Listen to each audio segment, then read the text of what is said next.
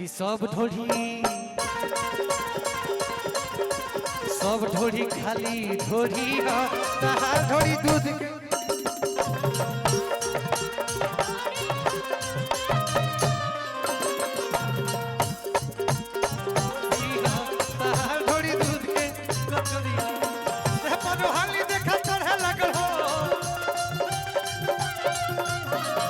जवानी वाला रे लागल हो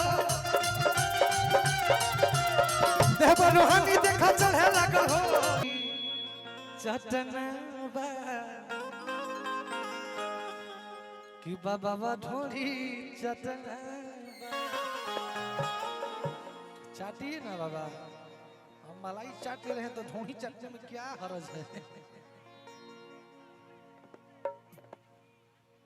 वही देखिए दोनों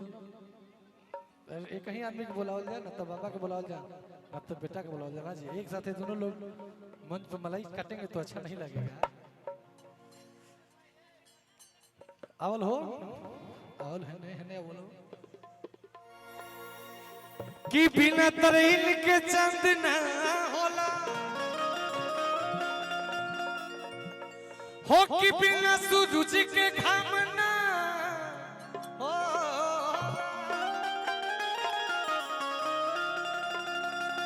कि प्यार भले ही पुरान हो जाए मैडम जी कि प्यार कब हो पुरान।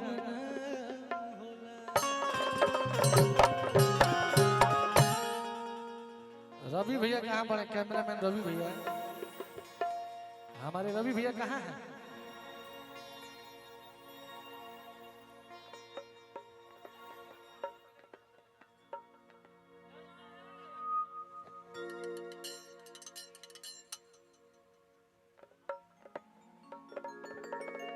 आओ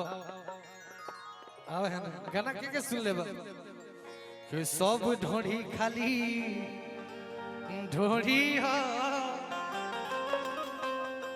अरे कि तहार ढोरी दूध के कटोरी हो। कितना लोग गाना सुन ले भाई बताओ ईमानदारी से रोआ सब सुन ले बनी जा उहे खुआ के कटोरी तो है ओकरा के फेंकी ना प्लेट है में डाली ना और ओकरा के चाटी एकदम मिजाज में सच्चा कतना गील बड़ा रे मर्द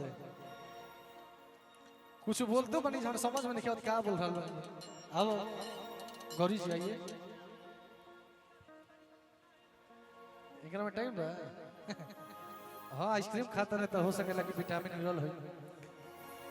अरे कि देह पर रोहानी देख चढ़े लागल हो कि पानी जवानी वाला अड़े लागल हो ए चाचा कि देह पर रोहानी देखा अरे चढ़े लागल हो कि पानी जवानी वाला अड़े लागल हो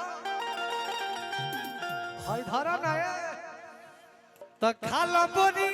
बोरी चीज हर खा खोरी हो ए चाचा कि सब ढोरी खाली ढोरी हो तहार ढोरी दूध के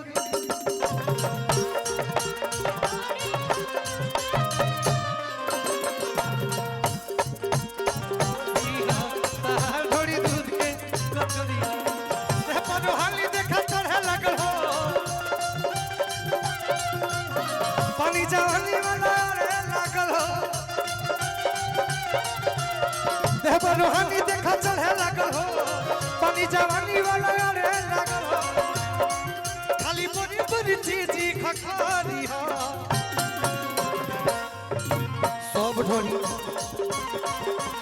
सब ढोरी खाली ढोरी हो तहार ढोरी दूध के कटोरी हो।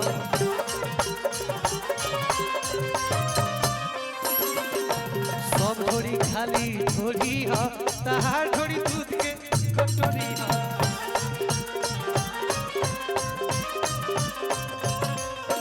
पतिया नतिया पटना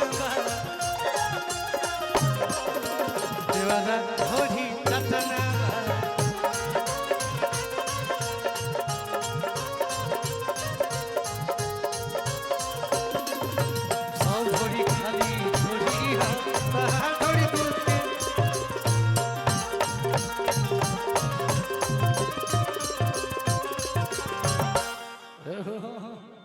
लड़की कहती हमने के बीच में सुपरस्टार मंच स्टार आदरणीय अनुपमा यादव जी का आगमन हो गया है। मंच के माध्यम से बार बार प्रणाम स्वागत अभिनंदन बा। और तनी मनी हल्का फुल्का हादसा हो रहा गाड़ी पीछे से लड़ रहा एक चलते तनी मनी विलम्ब भइल बा पूछामा लायक बढ़लो कि मिली सवा दिल जवाब बाबू कि मिली सवा दिल जवाब बाबू अरे की ढारी के पिया सनम बाबू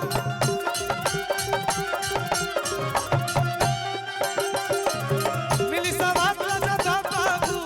ढारी के पिया सनम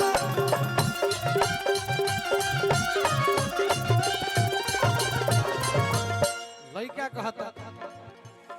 कि देई के जोश मदा होश करा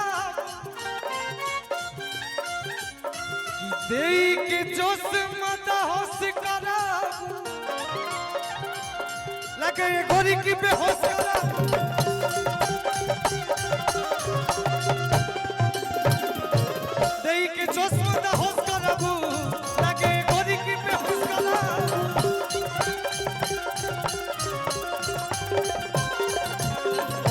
लास्ट में कहती है लड़की भैया अपना ढोंढी पे इतना कुमार जी ई है लइकन के भाई अरे कमा चोरी बा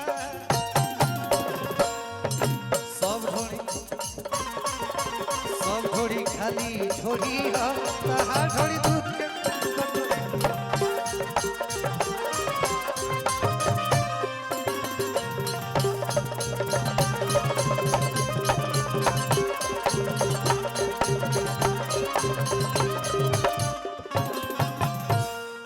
सी शर्त लगा दी ना भैया।